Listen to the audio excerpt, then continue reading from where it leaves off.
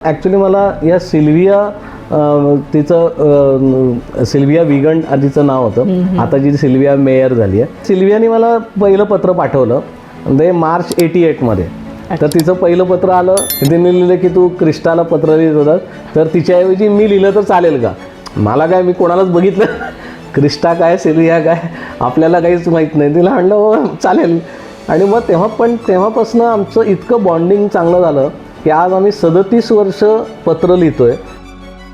Actually 2 वर्षापूर्वी माझा मित्र उमेश पवार जो आहे तो मला म्हटला की तू बिंदास सोड, मी तुला सगळा सपोर्ट करतो, तुझं हे ऑफिस आहे ते तुझंच आहे समज, आणि तुला मी अगदी सुरुवातीला पैसे पण थोडे देतो. आपल्या आयुष्यात पैसे कमवायचे हे सगळ्यांनाच लागतात, त्याच्याशिवाय आपण चांगलं जीवन जगू शकणार नाही.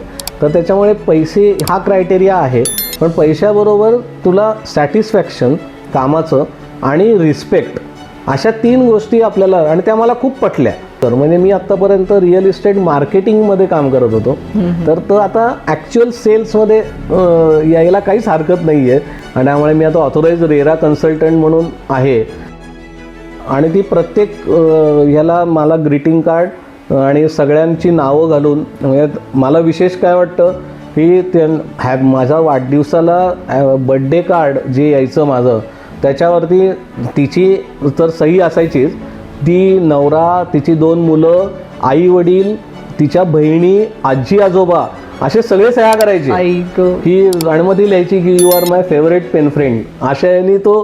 तर मला खूप वर्ष हे करायचं. आणि आत्ता मागच्या वर्षी म्हणजे 2025मध्ये मला OMG ही एक संस्था आहे, तर त्यांच्याकडनं सुद्धा ह्याचा आणखीन रेकॉर्ड झाला की गेले 36 वर्ष 37 वर्ष आम्ही एकमेकांना लिहितोय, म्हणून त्यांनी पण सर्टिफिकेट आणि मेडल जे दिलं, आणि त्यांच्या बुकमध्ये नावासकट मेन्शन येईल आता की तुम्ही एवढे कन्सिस्टंटली पत्र लिहित आहेत.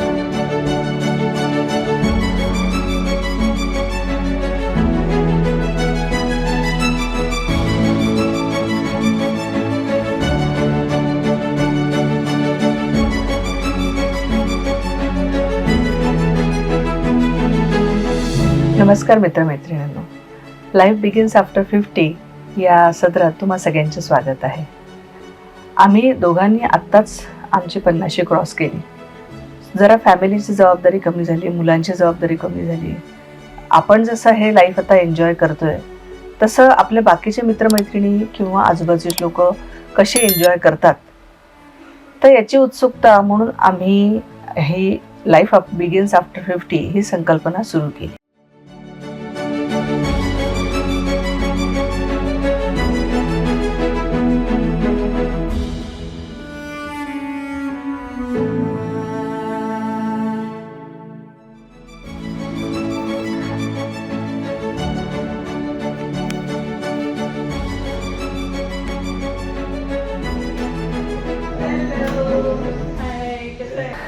नमस्कार, मी अपराजिता.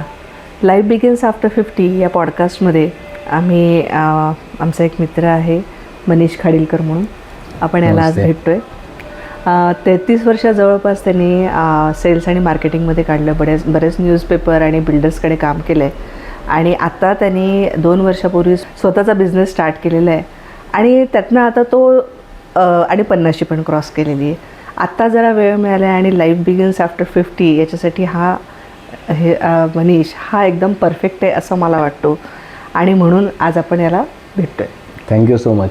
तर मनीष, मला तुझ्याबद्दल थोडं, म्हणजे तू कुठे जन्मला आणि तुझं बॅकग्राऊंड काय, शिक्षण वगैरे आणि फॅमिली याच्याबद्दल थोडं सांगशील? येस, मी बॉर्न अँड बॉटअप पुणेच आहे. आमची जॉईंट फॅमिली असल्यामुळे मला 2 मोठे भाऊ, एक लहान बहीण, आई वडील असे आम्ही सगळे टिळक रोडलाच बरीच वर्ष तिथे राहिलो. शाळा कॉलेज महाराष्ट्र मंडळ आणि नंतर BMCCला मी होतो. आणि ग्रॅज्युएशन झाल्यानंतर लगेचच मी एक मार्केटिंगचा डिप्लोमा केला सिम्बॉयसिस मॅनेजमेंटमधनं, आणि ह्याच्यावरती मला सकाळमध्ये जॉब मिळाला. त्याच्यामुळे माझा पहिलाच जॉब हा सकाळमध्ये होता. सकाळमध्ये जॉब मिळण्याचं कारण असं होतं की मी ते 2 महिने जे मार्केटिंगचे आपल्याला काय रिपोर्ट सबमिट करायला लागतो इंटर्नशिप. हां, तर त्या रिपोर्ट साठी मी इंडियन एक्सप्रेस लोकसत्ताचं डोअर टू डोअर कॅम्पेनिंग केलं. तर ते 2 महिन्याचं डोअर टू डोअर कॅम्पेनिंगचा मला फायदा झाला. सकाळचा जॉब आला होता, त्यांची ॲड आली होती म्हणून मी अप्लाय केलं आणि लकीली तो होऊन गेला. मग सकाळमध्ये मी पहिले 3 वर्ष इथेच होतो. मग त्यांनी मला मुंबईला पाठवलं आणि मुंबई सकाळ तेव्हाचा होता तो सकाळमध्ये कन्व्हर्ट करायचा होता, म्हणजे त्याचं मास्ट कन्व्हर्ट करायचं होतं आणि त्यांनी मला डेप्युटेशनवरती तिकडे पाठवलं. पण मला 3 महिन्यात लक्षात आलं की हे पुणे सकाळ आणि मुंबई सकाळमध्ये काम करणं खूपच डिफरंट होतं. आणि तेवढ्यात लोकसत्ता इंडियन एक्सप्रेसचा जो ग्रुप आहे तर त्यांची ॲड वाचली मी आणि तिकडे जनरल अप्लाय केलं आणि फॉर्च्युनेटली मला तिथला एक चांगला ऑफर आली म्हणून मी मुंबईतच लोकसत्ता मी जॉईन केलं. त्यामुळे ॲडव्हर्टायझिंग सेल्समध्येच पहिल्यापासून असल्यामुळे आणि सकाळचा खूप मला फायदा झाला असल्यामुळे तो लोकसत्ताला मला तो सगळा एक्सपिरियन्स वापरता आला. आणि मग मी तेव्हा बॅचलर होतो, त्याच्यामुळे पेईंग गेस्ट म्हणून राहायचो आणि मुंबई कधीच बघितलेलं नव्हतं. डायरेक्ट असं कामानिमित्तच मी मुंबईत शिफ्ट झालो. पण तिथले लोक आणि मित्र माझे खूप हेल्पफुल होते. मला त्यांनी प्रत्येक वेळेला म्हणजे अगदी लोकलमधनं कसं जायचं तर मी प्रत्येक वेळेला प्लॅटफॉर्मवरती गेलो की खूप गर्दी यायची. मग आपण म्हणायचं जाऊ देत पुढच्या लोकलमधनं जाऊ, एवढं काही 10 मिनिटांनी गेली तर असे करत करत मी खूप लोकल सोडायचो. तर ते मित्राच्या लक्षात तो म्हटलं बावडे का चल म्हणून असं त्यांनी डायरेक्ट ढकलायचंच तो मला. आणि त्यामुळे मुंबई ती सवय झाली. म्हणजे ॲटलिस्ट मला जॉग्रफिकल डिरेक्शन्स पण मुंबईच्या कळायच्या नाहीत की वेस्ट मुंबई की बोरिवली अंधेरी, ते आता लक्षात येतं आहे. पण ते काम केल्यामुळे आम्हाला खूप फायदा झाला आणि आपला सेल्सचा जॉब होता, ॲड सेल्सचा, त्याच्यामुळे डायरेक्ट क्लायंट ॲड एजन्सीज यांच्याशी कनेक्ट चांगला यायचा.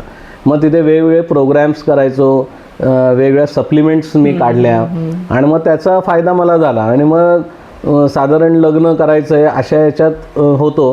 पण ज्या काही पत्रिका, माझी आई पत्रिका बघायची, त्याच्यामुळे ते पत्रिका बघूनच लग्न करायचं हे ग्रांटेड होतं. थोडक्यात अरेंज मॅरेज होतं. कारण आम्ही अनफॉर्च्युनेटली मला किंवा फॉर्च्युनेटली आता म्हणायला हरकत नाही की कोणीच तेव्हा मिळालं नव्हतं. त्याच्यामुळे मग पत्रिका बघण्याचंही आलं आणि मग बऱ्याचशा मुलींना वाटायचं की मी मुंबईत आहे आणि माझं घर नाही आहे, तर ते आहे आणि त्या रिजेक्टच करायच्या की तिथे राहणार कुठे ना. मग आई मला म्हटली की नाही तू पुण्यात ये, आपलं घर तर आहे, त्याचा काही प्रॉब्लेम नाही आहे. मग मी लोकसत्ता पुण्याला शिफ्ट झालो. त्यामुळे मी लोकसत्ता पुण्याला 2 वर्ष इथे होतो आणि त्या सगळ्या पेपरचाच एक्सपिरियन्स होता. आणि फॉर्च्युनेटली हिंदुस्तान टाइम्स जो दिल्लीचा पेपर आहे सगळ्यात नंबर 1 पेपर, मलाही तेवढी माहिती नव्हती हिंदुस्तान टाइम्सची, कारण आपण महाराष्ट्रात काम करत होतो. पण हिंदुस्तान टाइम्स नुसता पेपर ऐकला होता. कारण त्यांचं इथे प्रतिभा ॲडव्हर्टायझिंग म्हणून किर्लोस्करची जी होती, तर त्यांच्याकडे उल्हास कुलकर्णी तिथे होता. तर त्यांनी विचारलं, त्यांना हिंदुस्तान टाइम्सने त्यांना विचारलं की आम्हाला पुण्यात एम्प्लॉई पाहिजे आणि तो इंडियन एक्सप्रेसचा एम्प्लॉई असेल, कारण तेव्हा इंडियन एक्सप्रेस खूप ॲग्रेसिव्ह होता पुण्यामध्ये. त्यामुळे इंडियन एक्सप्रेस, महाराष्ट्र हेरॉल्ड यांची फाईट खूप चालायची. लोकसत्ता मुंबईत 1 नंबर होता, त्याच्यामुळे त्यांचं नाव खूप चांगलं होतं. त्याच्यामुळे स्पेसिफिक त्यांची रिक्वायरमेंट होती की मला इंडियन एक्सप्रेसमधला मुलगा कोणी असेल तर त्यांनी ते आपला दुसरा मित्र नितीन अकोलकर त्याला विचारलं की तुला इंटरेस्ट आहे का. तो म्हणला मला नाही वाटत, पण तुम्ही मनीषला विचारा. मग त्यांनी मला विचारलं, तर आम्ही गेलो त्याच्याकडे, त्याला पाठवलं. तर त्यांनी डायरेक्टली मला दिल्लीला बोलवलं आणि दिल्लीत माझा इंटरव्ह्यू झाला. 1 डे सगळ्या हेड्सचा डायरेक्टली प्रेसिडेंटपर्यंत सगळ्यांचं इंटरव्ह्यू झाले आणि जाताना लगेच ऑफर लेटर देऊन मी पुण्याला येताना ऑफर लेटरच घेऊन आलो. पण हे लग्नाच्या आधी की लग्नाच्या आधी 98मध्ये. मग तेव्हा तिथे गेल्यानंतर मला हिंदुस्तान टाइम्सची पॉवर कळली दिल्लीत की काय स्ट्रॉंग पेपर आहे आणि केवढं आहे. म्हणजे आपल्याला इथे काहीच माहीत नव्हतं. इवन मग त्याच्यानंतर ज्या मुली यायला लागल्या त्यांना ते हिंदुस्तान टाइम्समध्ये अरे मग दिल्लीचा पेपर आहे, मग सॅलरीज मिळत नसेल, कारण दिल्ली हा एक लोकांच्या मनात असं होतं ना की दिल्लीतनं सगळे काही तुम्हाला कोणी भाव देत नाही, पण तसं नव्हतं. आणि फॉर्च्युनेटली हिंदुस्तान टाइम्स इतका प्रोफेशनल होता की मी एकटा पहिला एम्प्लॉई होतो मी पुण्यातला, आणि मीच ऑफिस चालू केलं आणि मी जवळपास 5 वर्ष हिंदुस्तान टाइम्स पुण्यातलं चालवलं. पण मग जशी माझ्याकडे माणसं वाढायला लागली तशी मला दरवेळेला ऑफिसेस शोधायला लागायचं. मग माझे 2 एम्प्लॉईज जॉईन झाले, एडिटोरियलचा 1 एम्प्लॉई जॉईन झाला, असे करत आम्ही जवळपास 6-7 लोक जॉईन झालो. तर मग ते ऑफिसेस दरवेळेला कमी पडायची, मग प्रत्येक वेळेला चेंजेस, आणि माझं रिपोर्टिंग मुंबईला असायचं, त्याच्यामुळे माझं मुंबई जाणं येणं कंटिन्युअस होतं आणि तो एक्सपिरियन्स मला चांगला मिळाला. आणि हिंदुस्तान टाइम्स चांगलं चाललेलं होतं, पण त्याच वेळेला सकाळमधनं अभिजित पवार सर आले होते आणि त्यांची माझी काही ओळख नव्हती, कारण मी प्रतापराव सरांबरोबर काम केलं होतं पहिल्यांदी. पण मला आपल्या ह्याच्यातनं कोण रेडिओ मिर्चीचा तो मित्र भेटला होता आणि तो प्रतिसादमध्येच भेटला होता इनफॅक्ट. तेव्हा तो म्हणला अरे सकाळमध्ये काही लोक पाहिजे आणि त्यांना जुने एम्प्लॉईज आलेले चालणार आहेत, तर तू भेटत का नाही? म्हटलं अरे मग माझं हिंदुस्तान टाइम्सचं चाललं आहे आणि सकाळला म्हणजे मला करायला काहीच हरकत नाही, कारण माझं तेव्हा चांगल्या नोट्सवरतीच मी सगळ्यांकडनं सोडलेलं होतं. तर तो म्हटला पण एकदा अभिजित सरांना भेटून तर घे. असं करून त्यांनी मला सकाळमध्ये पाठवलं आणि ते पहिल्या भेटीतच ते ओकेच झालं. मग ते म्हणले नाही मला त्यांच्या डोक्यात होतं की त्यांना सकाळ टाइम्स इंग्लिश दिल्लीला काढायचं होतं. ओके. तर ते म्हणले तुला हिंदुस्तान टाइम्सची आता माहिती झाली आहे, सकाळ सगळं माहिती आहे, त्याच्यामुळे तो आयडियल दुवा आहेस, तर तू जॉईन होच. आणि असं करून आता त्यांनी सांगितलं म्हणून मग आज नाही कसं म्हणायचं, अशा याने सगळं चांगलं होतं. मग मी परत सकाळला जॉईन झालो. त्याच्यामुळे मी 2009पर्यंत मी सकाळमध्ये होतो. मग त्याच्यात साम टी व्ही लॉन्च केला, ॲग्रोवन जो जगातील पहिला ॲग्रिकल्चर डेली हा अभिजित पवारांनी चालू केला. अच्छा. तर तो म्हणजे त्याच्यात मला हे मिळालं, एक्सपिरियन्स मिळाला आणि सगळी सकाळची टीम म्हणजे. आणि फॉर्च्युनेटली झालं काय की माझा पहिला जॉब सकाळचा असल्यामुळे मला सगळे लोक सकाळ म्हणूनच ओळखायचे. म्हणजे आत्तासुद्धा आता मी 2009ला सोडलं तरी खूप लोक मला अजूनही सकाळचा मनीष आहे असं आशयानेच ओळखतात. तर ते सकाळचा पगडा पुण्यात इतका प्रचंड आहे की तो अजूनही, आणि पुण्यात सकाळ फेमस आहे खूपच त्याचं सर्क्युलेशन वाईज, आणि त्यांनी एक्सपान्शन खूपच छान प्रकारे केलं. पण मला हे बाकीच्या पेपर्समधनं पण काम करता आलं, पण मला दरवेळेला वाटायचं की आपण क्लायंटच्या साईडनी मीडिया सांभाळावं. हे माझं साईड ऑफ द टेबल. हां, कारण कायम मी आता सकाळ असेल, हिंदुस्तान टाइम्स असेल, लोकसत्ता असेल, या पेपरला जेव्हा रिप्रेझेंट करायचो तेव्हा त्यांच्या एडिशन्स किती आहेत, किंवा फक्त मी सकाळच सेल करायचो किंवा फक्त हिंदुस्तान टाइम्स सेल करायचो, म्हणजे ते क्लायंटला जेवढं काय पाहिजे त्याला दुसरा काही ऑप्शन मी देऊ शकायचो नाही. तर मला असं दरवेळेला वाटायचं की आपण क्लायंटच्या साईडला बसलो तर आपल्याला पूर्ण मीडिया कम्प्लिटली हँडल करता येईल, म्हणजे सगळे पेपर्स, सगळे रेडिओ, टी व्ही असं. आणि मग तो चान्स मला फडणीस ग्रुपमध्ये आला. म्हणजे मी अभिजित सरांबरोबर असताना हे विनय फडणीस तिथे आले होते आणि माझ्या या सगळ्या मोठ्या लोकांच्या ओळखी त्याच्यामुळे झाल्या होत्या. तर मी तेव्हा त्यांना सहज विचारलं की तुमचं एवढं आहे तर तुम्हाला ॲडव्हर्टायझिंग, PR, मीडिया असं डिपार्टमेंट असं आहे का तुमच्याकडे? तर ते म्हणलं नाही मला चालूच करायचं, तू उद्यापासूनच ये असं करून. कारण त्यांची चांगली ओळख झाली होती. पण मला धास्ती अशी होती की आता सकाळ, लोकसत्ता, हिंदुस्तान टाइम्स असे एस्टॅब्लिश्ड न्यूजपेपर्स किंवा ऑर्गनायझेशन्स होत्या, आणि हे तसं म्हणलं तर ओनरशिप ड्रिव्हन कंपनी होती. म्हणजे विनय फडणीस या माणसाला बघूनच मी आलो होतो. पण ती किती मोठी असेल, ती सकाळ सॅलरी एवढी देऊ शकेल का? तर त्यांनी मॅच करून दिली आणि ते म्हणले की नाही मला हवंच, आणि मला तो एक्सपिरियन्स पाहिजेच होता. मग फॉर्च्युनेटली म्हटलं हा आलाय योग तर घेऊयात. मग मला अभिजित सर पण म्हटले, आणि तेव्हा अनफॉर्च्युनेटली झालं काय, मी सकाळी सोडलं नसतं, पण त्यांची मुंबई आणि दिल्ली एडिशन जे काढायची होती, TV पण हिंदी चॅनल काढायचं होतं सरांना. तर तो म्हणून आम्ही मुंबई आणि दिल्ली ऑफिसेस जी होती ती मी बघत होतो. पण नंतर त्याचं प्लॅन चेंज झाला आणि मग मुंबई आणि दिल्ली ऑफिसेसच बंद झाली. त्यामुळे मग मी काय करणार असा मोठा प्रश्न होता. तर मग ते सर म्हणले की सरांनी सांगितलं की तुला बाहेर कुठे मिळत असेल चांगलं आहे, तुला कुठे पाहिजे असेल तर मी पण शब्द टाकायला तयार आहे, पण तू बघ, नाही तर सकाळमध्ये कुठल्या तरी डिपार्टमेंटला आपण कंटिन्यू करू, पण ॲडजस्टमेंट करायला लागेल. म्हणलं मग त्याच्यापेक्षा आत्ता चान्स आहे तर आपण सोडलेलं चांगलं अशा दृष्टीने. आणि ते फडणवीसांचं लगेचच झालं. ते मयूर कॉलनीचंच ऑफिस आलं कोथरूडमध्ये. मग मी त्यांच्याकडे जवळपास 3-4 वर्ष मला कंप्लीट मीडिया हँडल करायला आलं. मग सगळे पेपर, मग प्रत्येकाचे रेट्स काय काय असतात. तेव्हा सकाळमध्ये असेल तर मला लोकसत्ता किंवा लोकमत किंवा टाइम्स ऑफ इंडिया काय रेट चार्ज करतात, त्यांचं वर्किंग कसं आहे हे काहीच करत नाहीत, म्हणजे माहिती नसतं. तर इथे मला रेडिओ हँडल करता आला, टी व्ही हँडल करता आला, आउटडोअर हँडल करता आलं. मग आत्ताच्या जगात जे नंतर डिजिटायझेशन झालं त्याच्यानंतर सोशल मीडिया आणि डिजिटल मार्केटिंग हे मला हँडल करता आलं. जे मी समजा मी आत्ता पेपरमध्येच असतो तर मी ते सेलिंग तेवढंच स्पेस सेलिंगच करत बसलो असतो. त्याच्यात काय फक्त प्रमोशन्स होत गेली असती किंवा माझी टीम वाढली असते. पण त्या टीम वाढल्याने तुमचे टेन्शन्स पण वाढतात, बाकी सगळंच होतं. तर या जर्नीमध्ये जेव्हा मी हिंदुस्तान टाइम्सला होतो त्यावेळेला ह्या मुली बघण्याच्या कार्यक्रमात ती मुलगी आवडली, ती म्हणजे वैशाली. आणि तिच्या सगळ्या घरच्या लोकांनाही हा प्रॉब्लेम म्हणजे मोठा प्रश्न होता की हा हिंदुस्तान टाइम्स हा पेपर आहे कुठला, याचे पैसे यायला मिळतात का, असा मोठा प्रश्न होता. मग त्यांना आज सगळ्यांना वाटायचं की हा टाइम्स ऑफ इंडियाचं दिल्ली एडिशन आहे असं. मी मग त्यांना सांगायचो की नाही, हा टाइम्स ऑफ इंडिया वेगळा आहे आणि हिंदुस्तान टाइम्स वेगळा आहे, पण ते चांगला पेपर आहे. आणि तेव्हा ती कॉस्मॉस बँकेतच होती. वैशालीला कन्व्हिन्स केलं, तिला कन्व्हिन्स केलं, मग घरच्यांना कन्व्हिन्स केलं.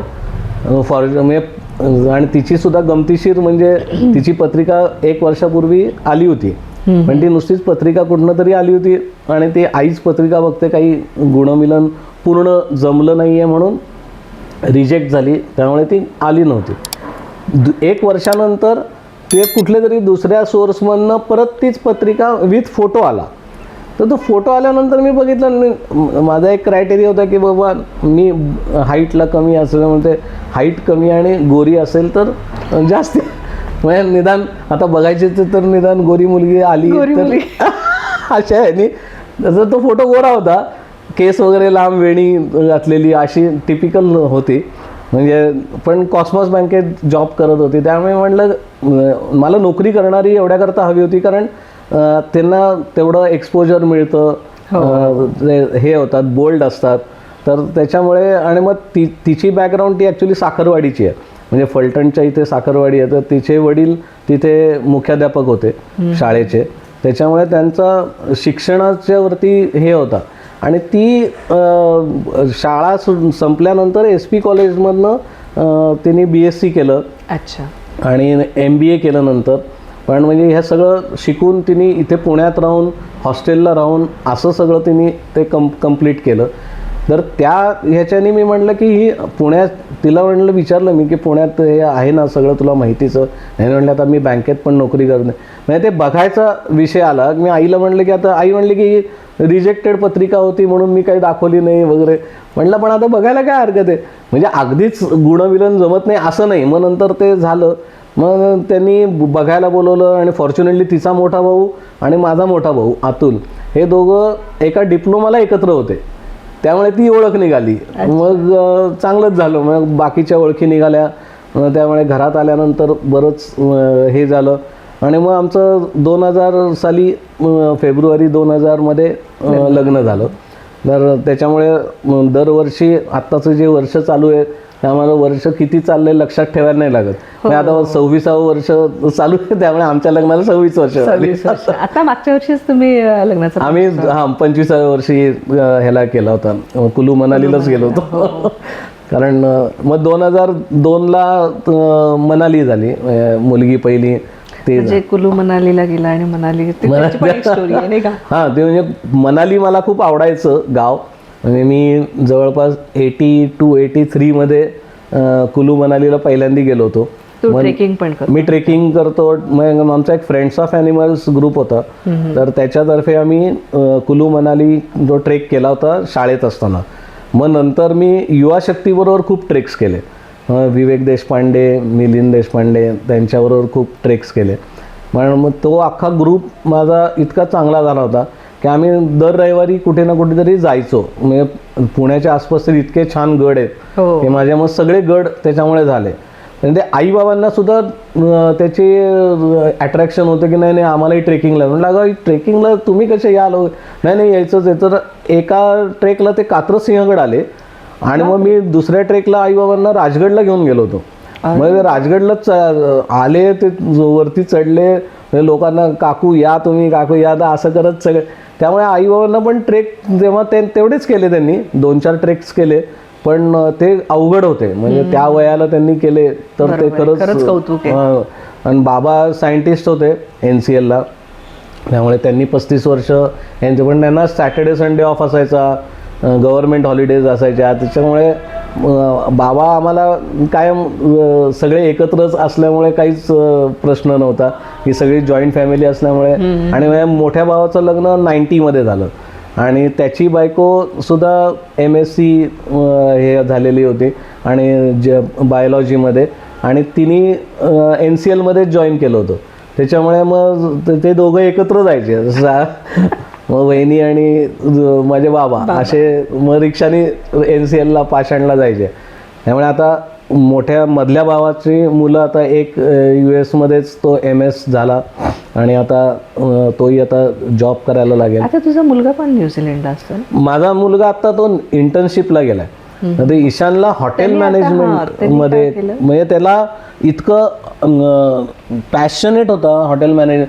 त्याला ॲक्च्युली तो 4वी-5वीत असतापर्यंत त्याला ऑटोमोबाईल म्हणजे गाड्यांचं खूप वेळ होतं. तर तो कायम असं म्हणायचं की मी ऑटोमोबाईल क्षेत्रात जाणं, म्हणजे गाड्यांच्या ह्याच्यात जाणार वगैरे, असं पुढे काय करायचं अशा याने.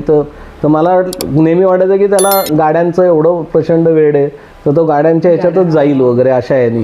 पण नंतर त्याला अचानक तो इन्सिडेंट असा झाला की म्हणजे त्याचा एक फोटोसुद्धा आम्ही इथे ठेवला आहे. तर या टेबलवर बसून त्याला कांदा त्याला चिरायचा होता आणि लहान होता तेव्हा, 7-8 वर्षाचाच असेल. तर त्यावेळेला ते कांदा चिरायचं म्हणून मग ते आमच्याकडे बघितलं होतं त्यांनी, पाणी येतं डोळ्यातनं. गॉगल घालून बनियन आणि गॉगल घालून लागले का हळू ते डोळ्यातनं पाणी येतं.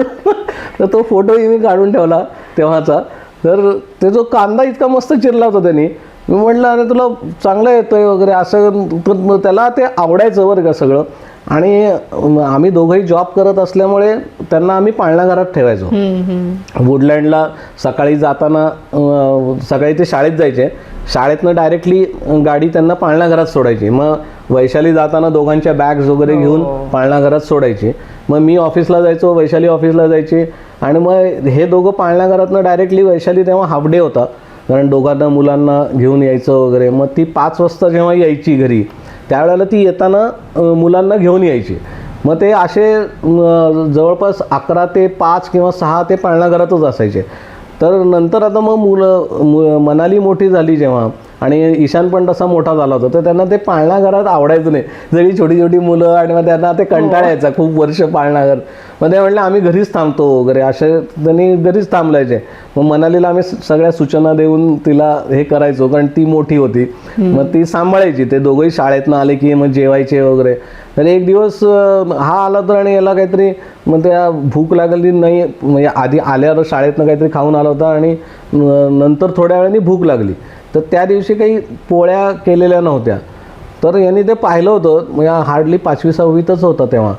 तर ते सगळे ती कणिक काढली, त्याच्यात त्यांनी मळली, त्याच्या पोळ्या केल्या, त्या तव्यावरती टाकून 2 पोळ्या खाऊन सगळं साफ बिफ करून ठेवलं, कारण आई ओरडेल की तू कशाला हात लावला वगैरे. अशाने त्यांनी पोळ्या करून स्वतःच्या खाल्ल्या. रात्री आल्यानंतर वैशालीला थोडी शंका आली की तू काय जेवलं? म्हणलं मी पोळी. ती म्हणली मी पोळी केलीच नव्हती आत्ता, कारण तू खाणार नव्हता वगैरे. नाही, ते मला भूक लागली म्हणून मीच केली. म्हणली काही सांगू नकोस, तू कशा, खरंच मी असं केलं आणि खाल्ल्या. आम्हाला खूप आश्चर्य वाटलं की हा एकट्याने त्या पोळ्या, म्हणजे कणिक मळून लाटायच्या, त्या भाजायच्या, हे सगळं कळायला पाहिजे. दुसऱ्या दिवशी आम्ही त्याला, रविवारी आला, सुट्टी होती, म्हणून त्याला म्हटलं दाखव बरं. खरंच सगळं आम्हाला कोविडमध्ये दोघांनाही कोविड झाला, तर त्याच्यामुळे आम्हाला, मला आणि वैशालीला, आम्ही आयसोलेशनमध्येच होतो, त्यामुळे आम्ही दोघंही एका खोलीत आणि बिचारी मुलं बाहेर होती. त्याच्यामुळे तो सगळ्या आम्हाला गरम पोळ्या बिळ्या करून ताट खालनं द्यायचा आणि भाजी फक्त मग भाऊ वगैरे पाठवायचे सगळे, मग हा पोळ्या स्वतः करायचं. मग त्याला इतकं हे झालं अट्रॅक्शन की आपण हे चांगलं करू शकतो. मग तेव्हापासून तो म्हणायचा की मला हॉटेल मॅनेजमेंटला जायचं. तर ना हे हॉटेल मॅनेजमेंट फील्ड कसं आहे काय, बऱ्याच लोकांकडनं चांगल्या गोष्टी ऐकल्या होत्या, तशा वाईटही गोष्टी ऐकल्या होत्या, किंवा दोन्ही त्याला पैलू आहेत, पण ह्याला कळत नाही आहे. अशा याने आम्हाला वाटलं की त्याला लगेच 10वी नंतरच कशाला पाठवायचं, म्हणून मग आम्ही हा डिसिजन घेतला की त्याला 11वी 12वी सायन्स करू देत, आणि मग आपण त्याला कुठल्या स्ट्रीम्स ओपन राहतात. पण ते 12वीत त्याला 10वी 11वीला तो मास्टर शेफ बघायचा. तर त्या मास्टर शेफ बघताना त्यांनी एक अमूल कॉन्टेस्ट होती ऑनलाईन, तर ती ऑनलाईन कॉन्टेस्टला त्यांनी हे एंट्री पाठवली आणि लाईव्ह डेमो करून लजानिया केला त्यांनी. तर खूप अवघड होता लजानिया करणं. त्यांनी इतका सुंदर लजानिया केला की त्याला त्याचं टॉप 10मध्ये अक्रॉस इंडिया सिलेक्शन झालं मास्टर शेफला, आणि त्या 9 बायका होत्या आणि एकटाच मुलगा होता. तर त्याला मग फिनालेला, तेव्हा मास्टर शेफचा जो शो होता त्याच्या फिनालेला त्याला जजेसना भेटायला बोलवलं होतं. मग आम्ही सगळेजण तिथे गेलो होतो. मग आता तो म्हणला बघा आता मला एवढं मास्टर शेफचं मिळालं, आता तरी मी हॉटेल मॅनेजमेंटला जाणारच. तिथे मास्टर शेफला जजेस कोण कोण होते? तिथे विकास खन्ना, इंटरनॅशनल लेवलचे ते सगळे, ती अरोरा म्हणून, गरिमा अरोरा का तिथे, आणि तो ब्रार म्हणून, ते 3 छान जजेस होते. त्यांनी पण खूप गाईड केलं. म्हणजे विकास खन्नानी पण त्याला खूपच सांगितलं की इंडियन क्युझिनमध्ये तुला करायचं असेल तर तू करिअर कर म्हणून. त्यामुळे आता त्याला आम्ही सिम्बॉसिस हॉटेल मॅनेजमेंटला तो आहे, आणि आता इंटर्नशिपला तो न्यूझीलंडला गेला 6 महिने. मग आल्यानंतर परत 1 वर्ष कंप्लीट होईल. त्यामुळे आता जरा आम्ही थोडेसे सेटल झालो. आणि मुलीचं पण आता आणि मुलगी आता ती पण चांगली, आता इंटर्नशिपसाठी तिला UBS पुण्यातच HR मध्ये तिला जॉब मिळाला. त्याच्यामुळे ती पण आता सकाळी 7ला जाते, ती रात्री 8लाच येते. असं सगळेजण आता आपापल्या ह्याच्यात बिझी झालेत. तुझ्या काही अचिव्हमेंट्सबद्दल तू काही सांगू शकशील? अचिव्हमेंट्स म्हणल्यानंतर ॲक्च्युली एक माझी हॉबी होती आणि ती कन्वर्ट झाली एका वर्ल्ड रेकॉर्डमध्ये. तर ती म्हणजे माझी एक पेन फ्रेंड आहे, ती इंटरनॅशनल पेन फ्रेंड सिल्विया म्हणून आहे, आणि ती जर्मनीची आहे. तर 1987मध्ये पहिल्यांदी ॲक्च्युली एक क्रिस्टा मिलर नावाची मुलगी होती.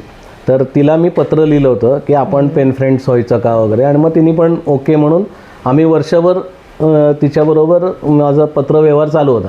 तर त्या काळी जेव्हा हे मोबाईल आणि डिजिटल बाकी काही नव्हतं, तेव्हा पत्र लिहिणं एवढंच होतं. त्यामुळे ते तेवढ्या एका पत्रानेच तुम्ही कम्युनिकेट करत होतात. तर त्यावेळेला अशी ती सुरुवात झाली.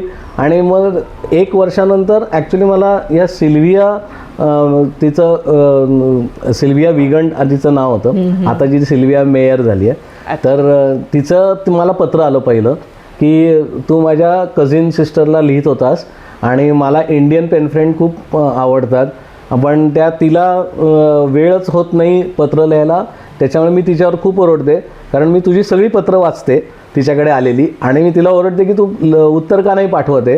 तर मग ती म्हणली मला वेळच होत नाही. मग ती म्हणली मी पाठवू का, म्हणून मग ती क्रिस्टा म्हणली की चालेल. म्हणून मग त्या सिल्वियानी मला पहिलं पत्र पाठवलं, ते मार्च 88मध्ये. तर तिचं पहिलं पत्र आलं, आणि तेही मी तुम्हाला ते दाखवीन. तर ते कसं होतं ते तिने लिहिलं की तू क्रिस्टाला पत्र लिहित होता, तर तिच्याऐवजी मी लिहिलं तर चालेल का. मला काय, मी कोणालाच बघितलं क्रिस्टा काय सिल्विया काय आपल्याला काहीच माहीत नाही. तिला म्हणलं हो चालेल. आणि मग तेव्हापासून आमचं इतकं बॉन्डिंग चांगलं झालं की आज आम्ही 37 वर्ष पत्र लिहितोय, आणि अजूनही मी हँडरिटन लेटर्सच लिहितो, आणि ती पण हँडरिटन लेटर्सच पाठवते. पण कम्युनिकेट कसं करता तुम्ही? मग हे पोस्टाने, एअरमेल.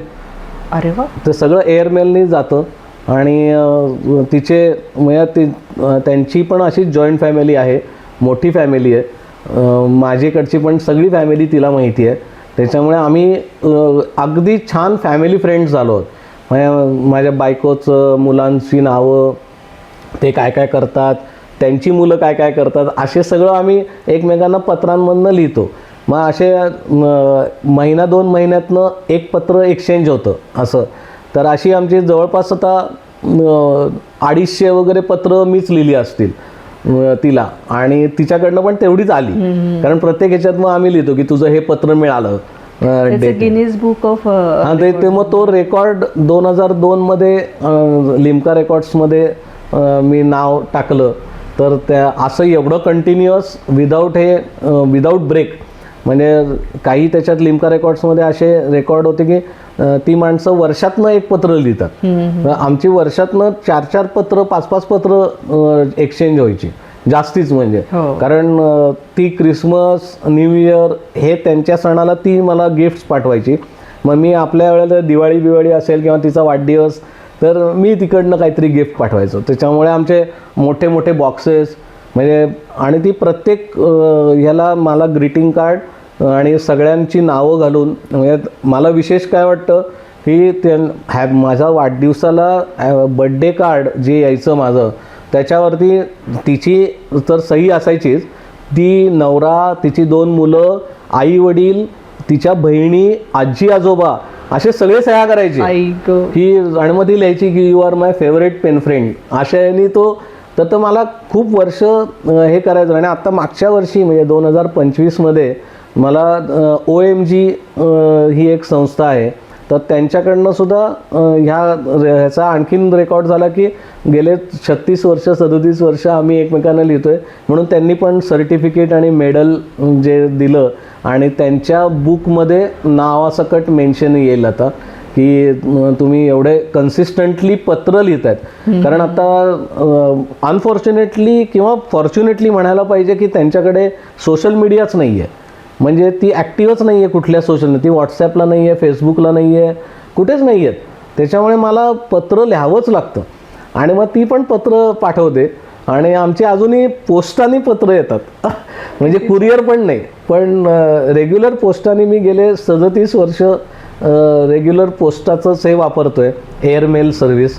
आणि इथनं व्यवस्थित पत्र जातात. तिचे माझ्याकडे 2-3 अल्बम्स तयार झाले, एवढे फोटो तिच्याकडचे आहेत माझ्याकडे. म्हणजे वेगवेगळ्या, तिच्या अगदी मुलगी झाली अगदी लहान, मग मुलगा झाला, मग त्याचे फोटो, असे सगळे त्यांच्या फॅमिलीचे फोटो. मग ती जिथे जिथे ट्रिपला जाते तिकडनं ती मला ग्रीटिंग कार्ड पाठवते की आम्ही आज ह्या देशात आलो, आम्ही या सिटीमध्ये आहे, तिथे असं असं आहे. मग असं सगळं प्रत्येक ठिकाणावरनं ती मला पोस्ट कार्ड पाठवायची. आणि ती म्हणायची की मला 4-5 पेन फ्रेंड्स आहेत, पण यू आर माय फेवरेट, म्हणून मी तुला सगळे डिटेल्स पाठवत राहते. तर तिला भेटायची एक इच्छा आहे. ते आता कधी होईल, आता ती पुढच्या लवकरच करण्याची इच्छा आहे. कारण मी पण तिला म्हणतो की तू इंडियात बघायला ये, म्हणजे त्या निमित्ताने भेटू. पण ती पण अशीच आपल्यासारखे मिडल क्लासमधलीच फॅमिली आहे, पण खूप छान फॅमिली आहे. आणि त्यांना इंडियन कल्चर पण खूप आवडतं. म्हणजे कुठल्या तरी फॉरेस्टमध्ये साप चावून कोणीतरी मेला किंवा डेथ झाली अशी बातमी तिकडच्या पेपरमध्ये एकदा आली. ते पेपरचं कटिंग, तू सेफ आहेस ना, म्हटलं आमच्या घरात बिरात साप नाही येत. त्यांना ते इंडिया म्हणजे मी कुठेतरी जंगलात राहतोय असंच त्यांचं इमेज. मग तिला मी इथले फोटो पाठवायचो की आम्ही सिव्हिलाइज सिटीमध्ये राहतोय, तर त्यावेळेला काही काळजी नाही. किंवा काहीतरी दिल्लीत बॉम्बस्फोट झाला तर त्याची बातमी तिकडे जाते, मग ते कटिंग करत मला पाठवतोय की टेक केअर, तुम्ही सगळे सेफ आहात ना. म्हटलं अहो मी खूप लांब आहे. मग असे सगळं, मग तिला ते पत्र मला पाठवायला लागतं. ते सगळे पत्र आपण नक्कीच बघूया, आणि ते बघायला मला पण आवडेल. हो, गिफ्ट सगळ्या. मला आता एक विचारायचं आहे, आता तू 2 वर्षापूर्वी तू स्वतःचं हे चालू केलं आणि 50 पण आता तू क्रॉस केलेली आहेस, तर आता तुला असा मोकळा वेळ मिळतो की आता? हो, म्हणजे एक आता ॲब्सोल्युटली ते एक चांगलं झालं. म्हणजे त्याचं 2 वर्षापूर्वी मी का इंडिपेंडंट झालो त्याचं कारणही असं होतं की बरेच दिवस आपल्याला काहीतरी ट्राय करू चांगलं. पण आपल्या इंडस्ट्रीमध्ये म्हणजे आता ॲडव्हर्टायझिंग इंडस्ट्रीमध्ये मी होतो, पण मी एजन्सीच्या साईडला नव्हतो कधी, मी पब्लिकेशनच्या साईडला होतो. त्यामुळे मी क्रिएटिव्हमध्ये कधीच काही काम नाही केलं. ना मला फोटोशॉप येतं, कोरल ड्रॉ येतं किंवा असं काही स्पेशलायझेशन झालं नाही की मी ॲड एजन्सी काढली तर क्रिएटिव्ह करणं हे तुम्हाला आलं पाहिजे. तर माझ्याकडे फक्त मार्केटिंग स्किल्स होत्या किंवा PR स्किल्स होत्या, पण त्या PR स्किल्सवरती बिझनेस कोण देऊ शकणार नाही. मग अशा ह्यांनी ॲक्च्युली 2 वर्षापूर्वी माझा मित्र उमेश पवार जो आहे तो मला म्हटला की तू बिंदास सोड, मी तुला सगळा सपोर्ट करतो, तुझं हे ऑफिस आहे ते तुझंच आहे समज, आणि तुला मी अगदी सुरुवातीला पैसे पण थोडे देतो, म्हणजे तू काहीतरी स्वतःचं चालू करतोयस तर तुला सपोर्ट करू आणि तू आता सेल्समध्ये काम कर. म्हणजे मी आत्तापर्यंत रिअल इस्टेट मार्केटिंगमध्ये काम करत होतो, तर तो आता ॲक्च्युअल सेल्समध्ये यायला काहीच हरकत नाही आहे, कारण तुला तशी माहिती आहे, मला तसे बेसिक्स सगळेच माहिती होते. मी आता रेरा ऑथोराइज्ड त्याची चॅनल पार्टनरची मी एक्झाम दिली, मी त्याच्यात आता पास पण झालो आणि त्यामुळे मी आता ऑथोराइज्ड रेरा कन्सल्टंट म्हणून आहे.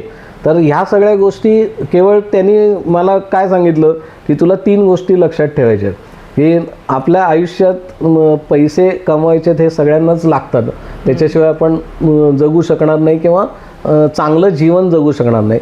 तर त्याच्यामुळे पैसे हा क्रायटेरिया आहे, पण पैशाबरोबर तुला सॅटिस्फॅक्शन कामाचं आणि रिस्पेक्ट अशा 3 गोष्टी आपल्याला, आणि त्या मला खूप पटल्या. मी म्हटलं की आणि त्यांनी ह्या मला 3ही गोष्टी दिल्या. म्हणजे त्यांनी मॅगझिन जे काढलं ड्रीम्स पर स्क्वेअर फीट हे मॅगझिन काढत होतं, मी पब्लिकेशनमध्ये असूनसुद्धा मी त्याला म्हणायचो की तू कसं काय काढतोयस, कारण आता मॅगझिन काढणं खूप अवघड गोष्ट आहे, ते चालवणं पण खूप अवघड आहे, तर तू एवढं का करतोय. तर तो म्हणला नाही नाही ते तुला माइंडसेट तुझा तसा आहे, तू मला काहीच पब्लिकेशनचे बॅकग्राऊंड नाही, पण मला वाटतं की हे सक्सेसफुल होईल. आणि मग त्यांनी मला सांगितलं की नाही तूच ह्याच्यात इनिशिएटिव्ह घे, कारण तुला पब्लिकेशन म्हणजे मीडियाची बॅकग्राऊंड आहे आणि रिअल इस्टेटची बॅकग्राऊंड आहे. तर त्यांनी लगेच मला त्याचा जो फोटो तिथे होता एडिटरचा, तर तिथे मला एडिटर आणि ॲडवायझर बोर्ड म्हणून नाव टाकून त्यांनी तो रिस्पेक्ट मला क्रिएट करून दिला. कारण जेव्हा मॅगझिन बाहेर जातं तेव्हा ते लोक बघताना अरे हा तुमच्याकडे, आणि तो माझा PR स्ट्रॉंग होता पुण्यामध्ये, त्याचा फायदा पण दोघांनाही झाला. आणि आत्ता मला मग त्याच्यामुळे नंतरचे काही डेव्हलपर्स मला जे मिळाले, म्हणजे फॉर एक्झाम्पल PRM इन्फ्रा नावाचे प्रीतम मंडलेचे आहेत, नेस्ट कन्स्ट्रक्शनचे ओजस जोशी आहे किंवा पायोनियर कन्स्ट्रक्शनचे परिमल पाटील आहे, ह्या सगळ्यांनी मला खूप सपोर्ट केला. तर त्यांच्याबरोबर आता मी इंडिपेंडेंटली फ्रीलान्स काम करतो आहे ॲज अ कन्सल्टंट या सगळ्यांच्या बरोबर. आणि त्यांच्या सपोर्टमुळे मला गेले 2 वर्ष खूप इंडिपेंडंट रिलॅक्स्डमध्ये कामं करता आली. म्हणजे कुठलंही बॉदरेशन नाही किंवा टेन्शन असतात, म्हणजे कामाची आपण घेतलेली कामं योग्यरित्या वेळेत, मग मी रात्री उशिरापर्यंत कामं करतो किंवा संडेच्या ऐवजी मी बुधवारी पण सुट्टी घेतो, असं चालू शकतं. पण ते आधी व्हायचं नाही. आधी कंटिन्युअसली आपल्याला बॉदरेशन कंटिन्युअस जे असायचं, तर ते आता रिलॅक्स माइंडमध्ये पैसे पण मिळत आहेत, सॅटिस्फॅक्शन आहे आणि जो रिस्पेक्ट आहे, अशा त्या 3 गोष्टी मला अगदी पटल्या उमेशच्या. म्हणजे आता या पिरियडमध्ये तुला फॅमिलीसाठी वेळ देता येतो, आता स्वतःसाठी वेळ देता येतो. आता म्हणजे मुलंही मोठी झाली आहेत, फॉर्च्युनेटली त्यांचे इंडिपेंडंट झालेत, पण तो आता मला कम्प्लिटली रिकामा वेळ जो आहे, तर आता माझ्याकडे समजा पैसे आले तर माझ्या हॉबीज ज्या आहेत की मी सायकलिंग करायचो, मी तुझं सायकलिंग तुझं एक सायकलिंगचं म्हणजे 85 मध्ये 10वी झाल्या मी एक टूर केली होती, पुणे गोवा पुणे अशी. ती 4 जण होतो. म्हणजे ते अनफॉर्च्युनेटली तेव्हा एकाच मित्रांनी फोटो काढला होता आमचा कात्रज घाटात, जेव्हा आम्ही सुरुवात केली त्यावेळेला. तो एकच छोटा फोटो माझ्याकडे, नाहीतर तेव्हा कॅमेरे नव्हते किंवा काहीच नव्हतं, त्यामुळे फोटो काढता नाही आले. पण त्याचं वर्णन मी सगळं लिहून ठेवलं आल्यावर. मग त्यामुळे त्या वर्णनावरनं मला ॲक्च्युली गावांची नावं आत्ता लक्षात येत आहेत. तर ते आम्हाला गोव्याला पोचायला 7 दिवस लागले आणि गोव्यावरनं परत यायला 7 दिवस लागले. असे आम्ही 16 दिवसाचं पुणे गोवा पुणे असं केलं आणि खूप मजेशीर एक्सपिरियन्सेस आले. कारण मी अगदी 10वी परीक्षा झाल्यानंतर गेलो होतो म्हणजे घरच्यांचं पण क्रेडिट होतं की मला त्यांनी सोडलं. आणि ते मी ॲक्च्युली जाणार नव्हतो. त्याच्या आधी माझे पुणे राजगड किंवा पुणे महाबळेश्वर असे मी सायकलवरनं 9वीत असताना मी केले होते, म्हणजे सायकल टूर्स केल्या होत्या. तर आमचा जो 4 लोकांचा जो ग्रुप होता त्याच्यातला एक सचिन बर्वे म्हणून लीडर होता. तर तो हे घेऊन जाणार होता. आता त्याची आयत्या वेळेला तो इंटरनॅशनल हॉकी प्लेयर होता. तर त्याची इंटरनॅशनल मॅच आली हॉकीची, म्हणून त्याचं कॅन्सल होणार होतं. म्हणजे म्हणलं आता कोणीतरी जायला पाहिजे, म्हणून त्यांनी मला फोर्स केलं की तू जा आता. तर ते काय म्हणले की ॲट द मोस्ट तुला अगदी कुठे नाही जमलं तरी काय आपली काय स्पर्धा नाही आहे किंवा आपण मजा आणि चांगल्या कॉस्टसाठी जातो आहे, तर ते STवरती सायकल टाकता येईल आणि तिथनं तुला परत येता येईल. तर ह्या बेसवरती त्यांनी माझ्या आईवडिलांना कन्व्हिन्स केलं आणि मी पण हो म्हणून गेलो. तर ती सायकल टूर चांगली झाली. म्हणजे त्याच्यानंतर आणि आता ते मला आता सायकलिंग मध्ये मध्ये मी करायचो. ईशान आणि मनाली जेव्हा सायकल शिकवायचो तेव्हा आम्ही तिघही सायकलिंग करत जायचो. पण ते सिटीमध्येच तेवढ्यापुरतंच होतं. पण आता लगेच पोरं 16 वर्षाची झाली की लगेच गाडी पाहिजे. त्याच्यामुळे त्यांच्याकडे गाडी आली म्हणल्यावर मग आता ते कोणी सायकलिंग होतच नाही आहे आणि ट्रेकिंग आहे. आता या 50च्या टप्प्यावर आल्यानंतर आता बऱ्याचशा हॉबीज राहिलेल्या आहेत पूर्ण करायच्या. तर अशा कुठल्या कुठल्या हॉबीज तुला अशा पूर्ण कराव्या अशा वाटतात? हॉबीज म्हटलं तर मी कंटिन्यू आहेतच. म्हणजे आता मी ड्रॉइंग चांगलं असल्यामुळे मला लिहायची आवड होती. फॉर्च्युनेटली सिल्वियाला पत्र लिहिताना मला हँड रिटन लेटर्स लिहायला मिळत आहेत, नाहीतर कुठे लेटर्स लिहिणं होत नाही. तर त्याच्यामुळे ते चालू आहे. आणि मी कॅलिग्राफी करतो. तर मला कॅलिग्राफीची पण आवड आहे. त्याच्यामुळे मी बऱ्याच सगळ्या लोकांना माहिती आहे की मी कॅलिग्राफी करतो. त्यामुळे बरेच लोक माझ्याकडे सर्टिफिकेटवर नावं घालायला आणतात. मग मी बरीच सर्टिफिकेट्स नावं घालून देतो. तर ते आता लोकांना शिकवायला पण आवडेल इनफॅक्ट की बाबा कॅलिग्राफी मुलांना मी शिकवतो. पण ते नुसतं छान छान आहे म्हणतात आणि त्यांची अक्षरं चांगली आहेत, पण त्यांना कॅलिग्राफी उगाच काढायला त्यांना आवडत नाही. पण मी रोजचं माझं पेन पण असेल तर ते मी कॅलिग्राफी पेन वापरतो. आपल्याला सॅटिस्फाईंग होईल अशा याने ते करतो. आणि मग मी वैशालीलाही सांगतो की मुलांसाठी आपण करतोय किंवा हे आहे ते चालूच ठेवू, पण आपल्यासाठी पण आता काहीतरी करायला पाहिजे ना. की तिचं पण ड्रॉइंग उत्तम आहे. तिलाही असे पेंटिंग्स आणि कलाकुसर करण्यात खूपच आहे. पण तिचंही सगळं बंद आहे आता. ते जेव्हा ती रिटायर होईल त्याच वेळेला तिला वेळ मिळेल. पण मला फॉर्च्युनेटली आधी वेळ मिळाला. तर तो मी आता सत्कारणी करतो. मला हिंडायला खूप आवडतं. मित्र मला खूप आहेत किंवा कनेक्ट्स माझे चांगले जे झाले डेव्हलप, तर त्या सगळ्या मित्रांशी सोशल मीडियावरती आणि याच्यावरती पण मी ॲक्टिव्ह राहतो. एवढ्या करताच की लोकांना कळतं की मी आता काय मग आम्हाला आमच्या लग्नाला 25 वर्ष मागच्या वर्षी झाली. मग तेव्हा मुलं म्हणली नाही आता तुम्ही जाऊनच या कुठेतरी एकटे. त्यावेळी ती पहिली आमची ट्रिप झाली सोलो 2 जण गेले म्हणून. तर आता तशा ट्रिप आम्ही मागच्या वर्षी असं ठरवलं की आपण ॲटलिस्ट प्रत्येक ॲनिव्हर्सरीला आपण दोघं निदान बाहेर तरी जाऊ. आणि मागच्या वर्षी आम्ही केसरीबरोबर फर्स्ट टाईम असे कुठल्या तरी टूर ऑर्गनायझरबरोबर गेलो. त्याच्यामुळे आम्हाला काही टेन्शन नव्हतं. त्यामुळे लोक नवीन परत तिथे लोक नवीन भेटली आणि मग आम्हालाही बोलायला आवडतं. मग ते असे कनेक्ट चांगले होतात. त्यामुळे आता दरवर्षी आम्ही एकेका टूरला इंडिपेंडंट जाणार आणि एक टूर आम्ही मुलांच्या बरोबर करतो. मग ती आता ऑक्टोबर नोव्हेंबरमध्ये दिवाळीच्या वेळेला मुलांना घेऊन करायची. मग तोपर्यंत आता ह्या वर्षीसुद्धा ईशान मे जूनमध्ये येईल परत. आणि मग आम्ही प्लॅन करून आता 4 डेट्स प्लॅन करून हिंडायचं काम करणार. सायकलिंग बाहेर कुठे आता जायला जमेल की नाही वाटत नाही, कारण माझी प्रॅक्टिस पण कंप्लीट गेली आहे. पण प्रयत्न निदान सिटीत हिंडायला काही वाटणार नाही. आणि फॉर्च्युनेटली मी बॅडमिंटन पण खेळायचो. मग तेव्हा सोलारिसला वगैरे बॅडमिंटन खेळायला जायचो. मग मध्ये हात दुखत होता म्हणून ते सुटलं. पण आम्हाला चौघांनाही काही हॉटेलमध्ये जाण्याची खूप आवड आहे, चांगले चांगले हॉटेल्समध्ये. आणि आता ईशान असा आहे की तो इतकी सुंदर हॉटेल्स शोधून काढतो. म्हणजे अगदी ठाण्याच्या शेजारी एक रिसॉर्ट आहे, आम्हाला कोणालाच माहीत नव्हतं. त्यांनी बरोबर काढलं. ऑनलाईन रेट्स इतके डिस्काउंटेड प्राईसमध्ये आम्ही 2 वर्षापूर्वी 4 जण मस्त व्हिलामध्ये राहून आलो. एकदम हार्डली काही पैशांमध्ये आम्ही तिथे राहून आलो. तर आता ते सगळं पार्ट तोच करतो. की दोघं मुलं आम्हाला सांगतात इकडे जायचंय तिकडे म्हणजे जायचंय, त्याला सांगायचं की आम्हाला सोलो ट्रिप करायचंय, तू आमचं प्लॅनिंग करून दे. सगळं करून देतात. इथे शॉपिंगला कुठे जायचं, हॉटेल कुठे राहायचं, आम्हाला प्रचंड शॉपिंग आवडतं. तर आम्ही कुठलंही एक्झिबिशन लागलं की आम्ही चौघही जातो.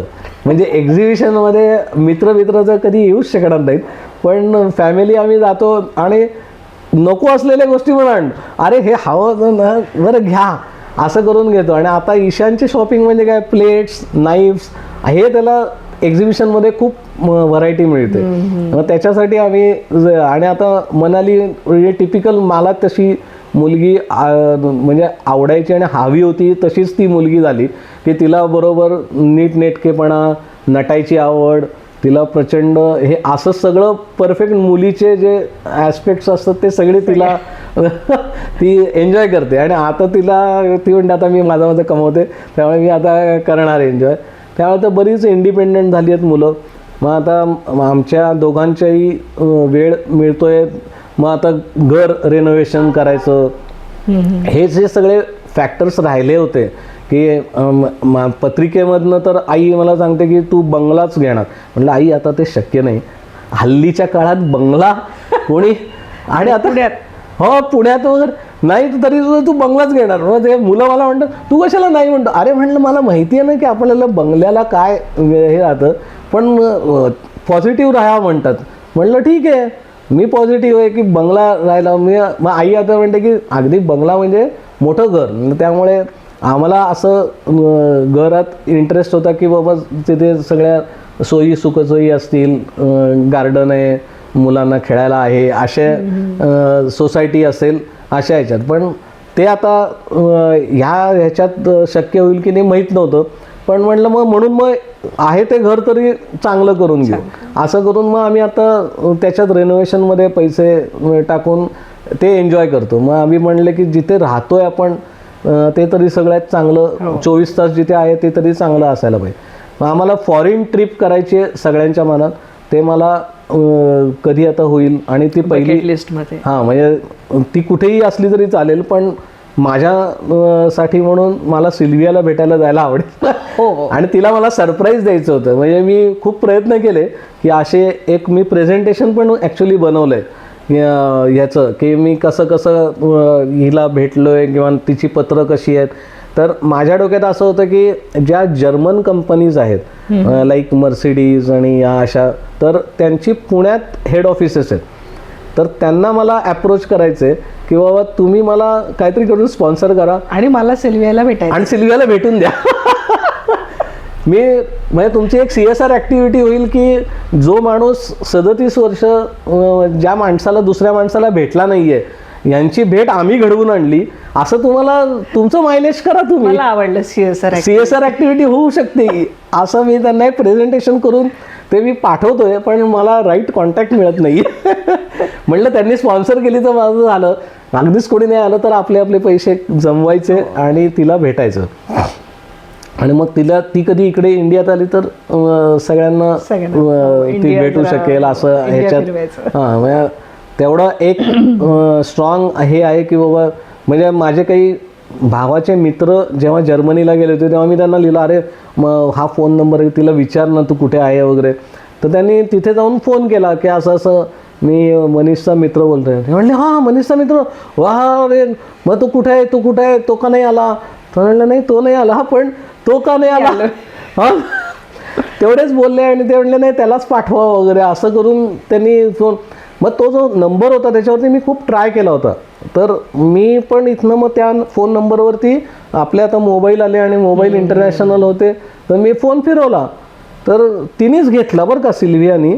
आणि मी तिला सांगितलं मी मनीष बोलतोय. तर तिला विश्वासच बसेना की मनीषचा फोन कसा येईल. तिने म्हणली, आणि त्यांचं इंग्लिश चांगलं नाही आहे, तिला बोलता येत नाही इंग्लिश फारसं.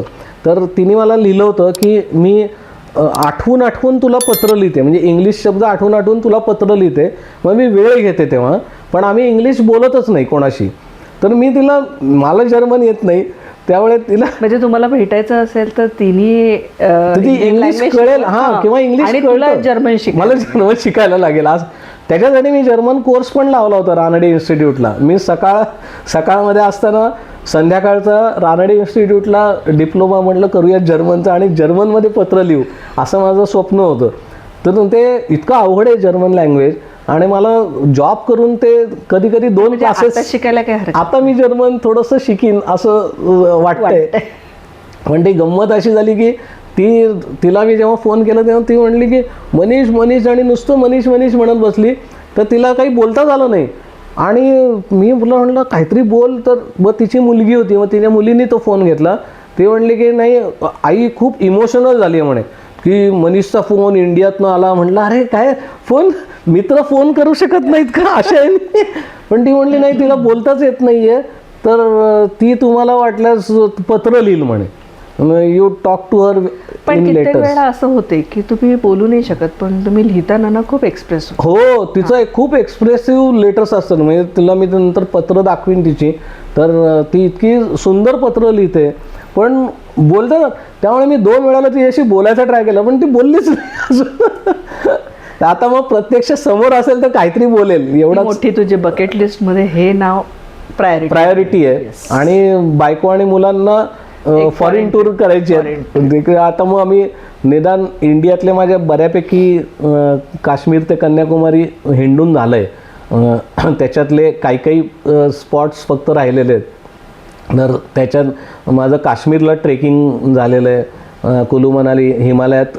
केदारनाथ बद्रीनाथला मी 89मध्ये एक युनिव्हर्सिटीचा ट्रेक होता. तर युनिव्हर्सिटीने प्रत्येक कॉलेजमधली 1-2 मुलं सिलेक्ट केली होती. तर आमच्या कॉलेजमधनं मी एकटाच सिलेक्ट झालो होतो आणि आम्ही केदारनाथ बद्रीनाथला चंद्रशिला पीक म्हणून आहे तर ते 15,000 फुटांवरती आम्ही गेलो होतो. तर तो पेपरमध्ये वगैरे बातमी वगैरे पण आली होती त्याची त्यावेळेला. कारण तसे ट्रेक चांगले झाले म्हणजे तो एक्सपिरियन्सेस चांगले मिळाले. आणि मग मुलांनी पण आता 10वी झाल्या कुलू मनाली ट्रेक दोघांनी केले आणि त्यांनाही खूप आवडला. तर त्यांना आता ते मला जरा आवड लावायची आणखीन किंवा तुम्ही पण आता ट्रेकला जा, फिटनेसवरती थोडंसं हे करा. मी त्याच्यात आळशी आहे की मी फिटनेस काही नाही केला पण मी एकदम टी टोटलर आहे.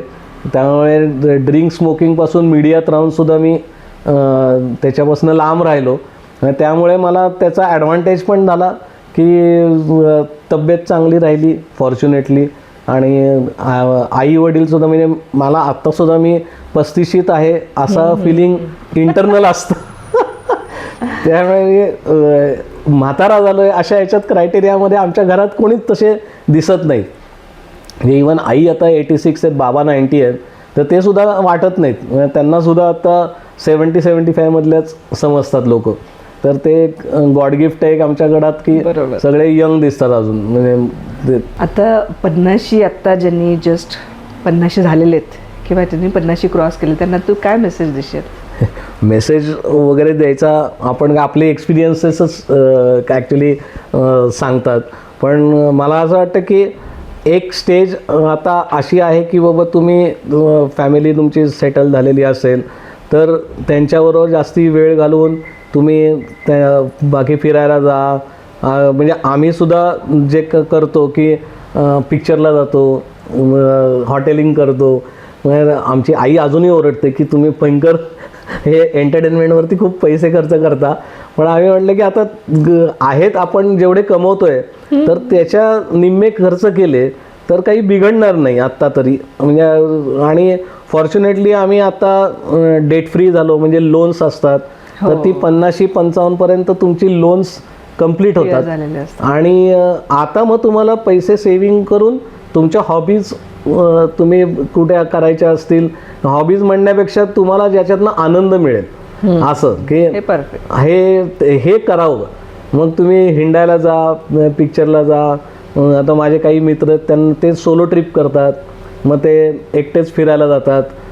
असे मला माणसं लागतात. त्याच्यामुळे मी आयुष्यात कधी सोलो ट्रिप नाही करू शकणार कारण ॲटलिस्ट पार्टनर तरी पाहिजेच आहे. त्याच्यामुळे मी त्या मित्र किंवा यांच्यावर आमचे खूप फॅमिली फ्रेंड्स आहेत असे आम्ही एकत्र ट्रिपला जातो. मग त्याच्यातनं इवन आमच्या वैशालीकडच्या पण फॅमिलीज अशा जॉईंट फॅमिली आहेत आणि आमच्या खाडीलकरांच्याकडे पण जॉईंट फॅमिलीज आहेत. तर त्या फॅमिलीजमधनं सुद्धा आम्ही खूप एन्जॉय करतो. तर आता लग्न एन्जॉय करतो. तुम्हाला छान आमच्याकडे सगळ्यांना शॉपिंग आणि कपडे नवीन घालायला आवडतात, हॉटेल करायला आवडतं. म्हणजे जे आपल्याला लोकांची छान थोडक्यात चौकी आहे.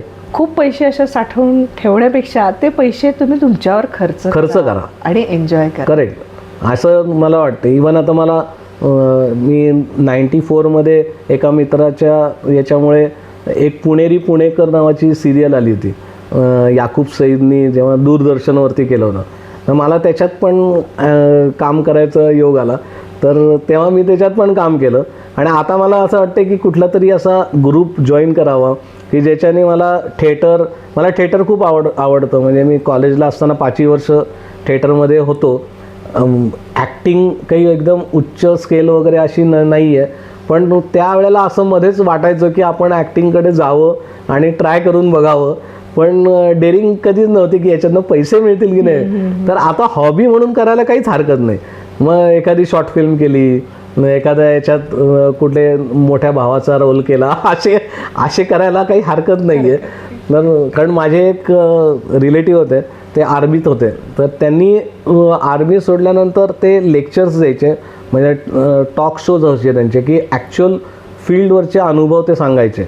आणि त्याच्यानंतर एकदा त्यांनी मला म्हटलं, अरे मनीष, मला असं मॉडेलिंग वगैरे करायचं आहे किंवा थिएटरमध्ये तू एवढा असतोस तर काय करायला पाहिजे. म्हटलं तुमचे फोटो काढा आणि द्या वगैरे असं. आणि मी त्यांना खरंच सांगितलं आणि ते इतके ॲक्टर झाले, म्हणजे ते सगळ्या जाहिरातीत, कारण त्यांची पर्सनॅलिटी मिलिटरीची होती आणि एकदम मस्त.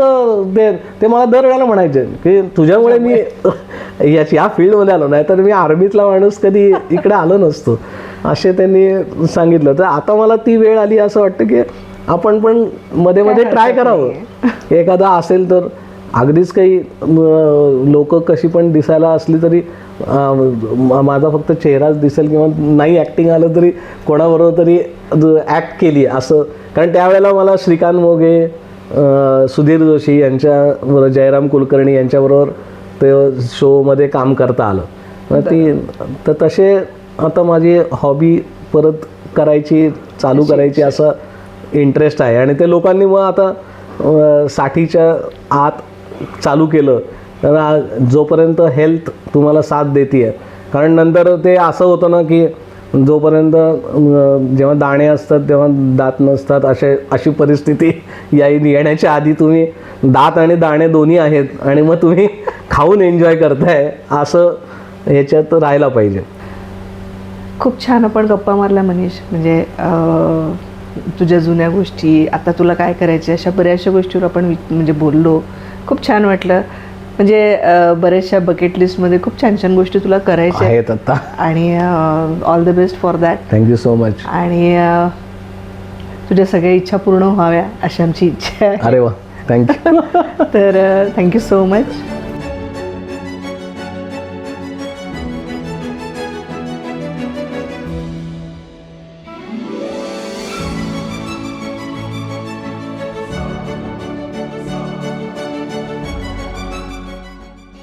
तुम्हाला हा आमचा लाईफ आफ्टर 50 हा पॉडकास्ट कसा वाटला हे आम्हाला नक्की कमेंट बॉक्समध्ये कळवा.